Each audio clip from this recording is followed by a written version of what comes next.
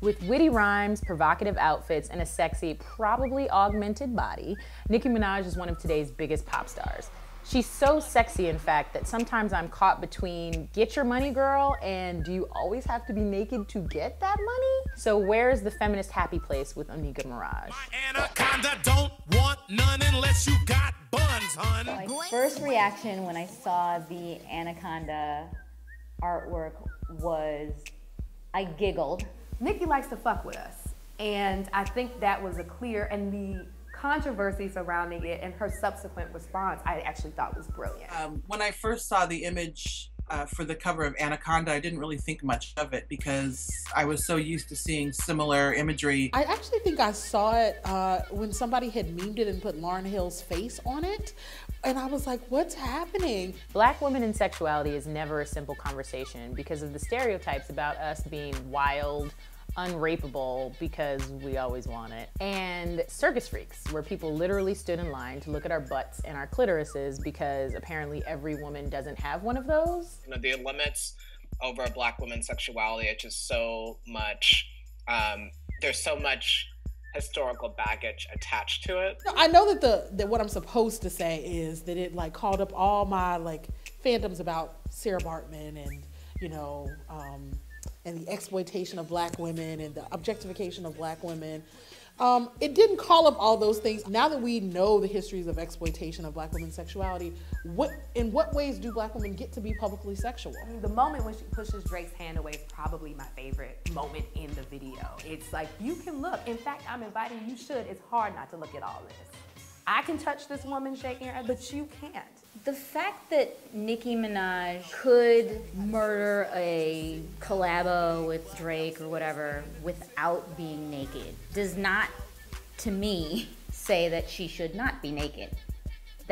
Those two things don't follow each other. As a first-generation child of Trinidadian immigrants, people might actually be applying the wrong frame to Nicki's act. She's drawing on figures like the Jamak, which is this play figure, this sexual figure in Carnival, and it's a very central figure in Carnival in Trinidad. And she is someone who is absolutely kind of a trickster, kind of fun, in jest, but she also has a considerable amount of control and authorship of her identity. If you look at Oaktown 357,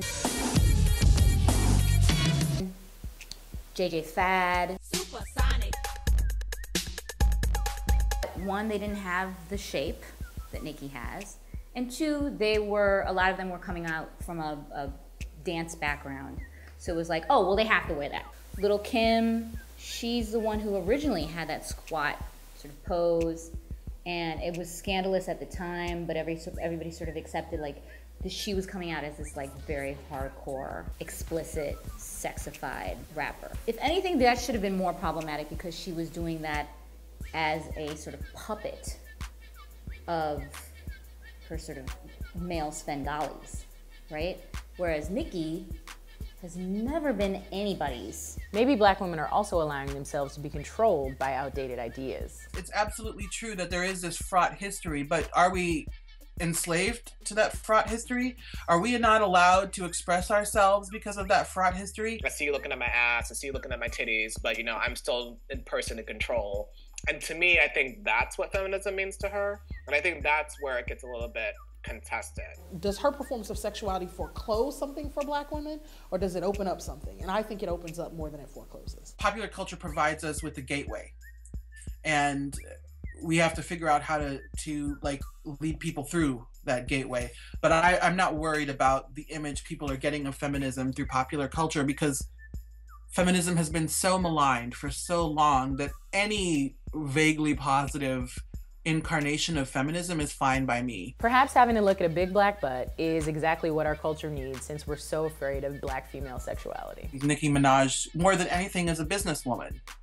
And she's making that money. And we can critique it, certainly. And we can look at the problematic aspects of what she's doing, but I think it's great when a woman is in control of her own objectification.